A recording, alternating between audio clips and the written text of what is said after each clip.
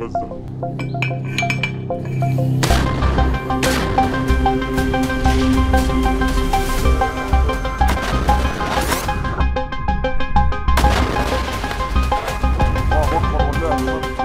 जब दो देशों के बीच युद्ध होता है तो उन देशों के कुछ लोग तो युद्ध के समर्थन में होते हैं, लेकिन काफी ऐसे लोग होते हैं जो युद्ध नहीं चाहते और वो चाहते हैं कि जल्द से जल्द युद्ध का समाधान निकालकर इसे खत्म किया जाए।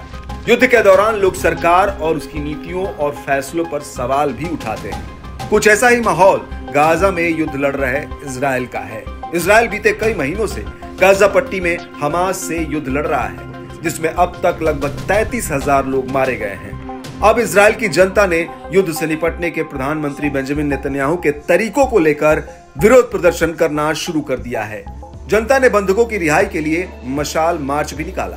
इतना ही नहीं बल्कि विरोध के लिए सड़क पर उतरी जनता ने तत्काल चुनाव की मांग करते हुए नेतन्याहू से इस्तीफा मांगते हुए उनसे पद छोड़ने तक के लिए कहा। 4 दिवसीय सरकार विरोधी प्रदर्शन उस समय अराजक हो गया जब मशाल थामे और इजरायली झंडा लिए हजारों प्रदर्शनकारी यरूशलेम के आसपास के इलाकों में फैल गए और पद से इस्तीफे की मांग का नारा लगाते हुए प्रधानमंत्री आवास की तरफ बढ़ गए। वहां लगी पुलिस ने लोगों को रोका तो प्रदर्शन अराजक हो उठा। प्रदर्शन कर रहे लोगों ने प्रधानमंत्री पर एक बड़ा गंभीर आरोप लगाया कि नेतन्याहू सत्ता पर अपनी पकड़ बनाए रखने के लिए युद्ध का इस्तेमाल कर रहे हैं।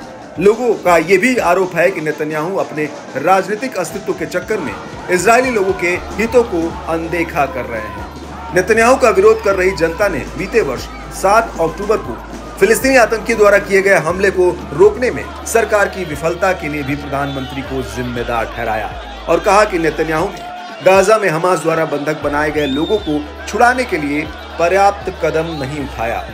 जनता विरोध करती रहे, लेकिन ये तय है कि नेतन्याहू अपनी कुर्सी छोड़ने वाले नहीं हैं और नेतन्याहू को अभी और तगड़ा विरोध भी झेलना पड़ सकता है। दरअसल ईरानी वाणिज्य दूतावास पर हाल ही में बड़ा हमला हुआ, जिसमें ईरान के कई बड़े अधिकारी मारे गए।